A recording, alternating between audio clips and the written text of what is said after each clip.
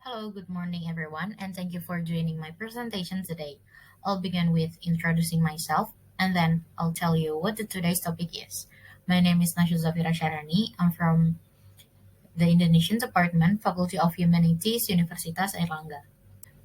Social anxiety disorder, also known as social phobia, is a strong fear of being judged by others and of being embarrassed or involves intense fear of certain social situations, especially situations that are familiar or in which you feel you'll be watched or evaluated by others. Everyone has felt anxious or embarrassed at one time or another. People with social phobia are afraid of doing common things in front of other people, or sometimes they end up staying away from places or events they think they might have to do something that will impress them. And then I'll next to mention to the types of social anxiety disorder include panic disorder, obsessive compulsive disorder or OCD, post-traumatic stress disorder or PTSD, specific anxiety disorder, specific phobias, generalized anxiety disorder. Next, causes of being social anxiety disorder include experiences causes, genetic causes, neural causes, brain structure. Genetic causes are run in family, but some people have it while others don't. According to the American Psychiatric Association, if an identical twin has an anxiety disorder, the second twin is likely to have an anxiety disorder as well, which suggests that genetics possibly in combination with life experiences making some people more susceptible to these illnesses. Experiences causes. These causes are more related to the children who have negative experience, such as bullying, family conflict, teasing, and rejection.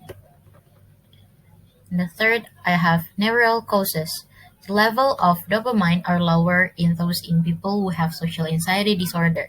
People with social anxiety disorder may be extra sensitive to effects of serotonin. Serotonin is a neurotransmitter that helps regulate moods and emotions, among the other things. Brain structure is the last of social anxiety disorder. A structure in the brain called the amygdala may play a role in controlling the fear response. The amygdala is hypersensitive in people with social anxiety disorder. The result in affected people oversharing social threats. And then I'll outlining the signs and symptoms of social anxiety disorder. Then I'll break into three main parts. First is physical symptoms, second is psychological symptoms, and the third is emotional and behavioral symptoms. The physical symptoms include blushing, nausea, excessive sweating, trembling or shaking, difficulty speaking, dizziness, rapid heart rate.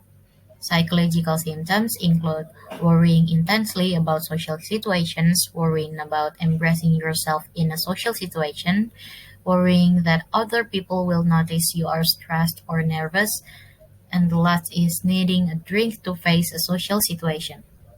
In emotional and behavioral symptoms, I have fear of situations in which you may be judged, fear that others will notice you, that you look anxious, and avoiding doing things, avoiding situations where you might be the center of attention, difficulty making eye contact, difficulty talking. And finally, last but not least, I will conclude the topic. SAD or social anxiety disorder has a quite high prevalence and marked impact on the quality of life of university students.